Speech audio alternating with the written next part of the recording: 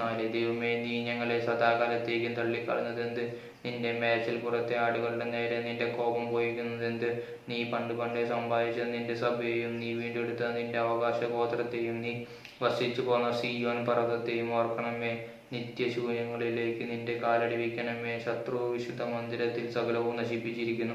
നിന്റെ വൈരികൾ നിന്റെ സമാധാനത്തിന്റെ നടുവിൽ അലറുന്നു. തങ്ങളുടെ കൊടികളെ അവൻ അടയാളങ്ങളായി നട്ടു ഇരിക്കുന്നു.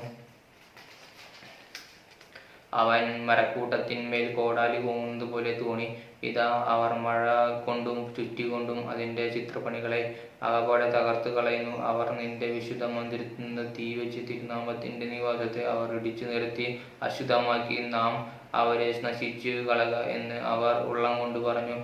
ദേശത്തിൽ ദൈവത്തിന്റെ എല്ലാ പള്ളികളെയും ചുട്ടുകളഞ്ഞു.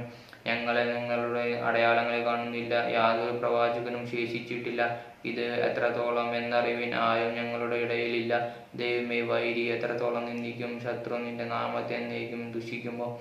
നിന്റെ വലം കൈ നീ വലിച്ചു കളയുന്നതെന്ത്? നിന്റെ മടിയിൽ നിന്ന് അത് എടുത്ത് അവരെ മൂടിക്കണമേ. ദൈവം പുരാതനമേ എൻ്റെ രാജാവാകുന്നു. ഭൂമിയുടെ മധ്യേ അവൻ രക്ഷ പ്രവർത്തിക്കുന്നു. നിന്റെ ശക്തി കൊണ്ട് നീ സമുദ്രത്തെ വിഭാഗിച്ചു. വെള്ളത്തിലുള്ള തിമിംഗലങ്ങളുടെ തലകളെ ഉടച്ചു കളഞ്ഞു.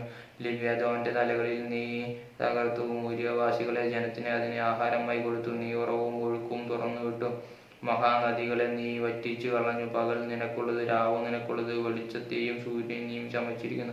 ഭൂസീമകളൊക്കെയും നീ സ്ഥാപിച്ചു. നീ ഉഷ്ണകാലവും ശീതകാലവും നിയമിച്ചു. യഹോവ ശത്രു നിന്ദിച്ചിരിക്കുന്നതും മൂഢജാതി തിരുനാമത്തെ ദുഷിച്ചിരിക്കുന്നതും ഓർക്കണമേ. നിന്റെ കുറുപ്രാവിനെ ദുഷ്ടമൃഗത്തിനെ ഏൽപ്പിക്കരുത്. നിന്റെ എളിയവരുടെ ജീവനെ എന്നേക്കും മറക്കരുത്.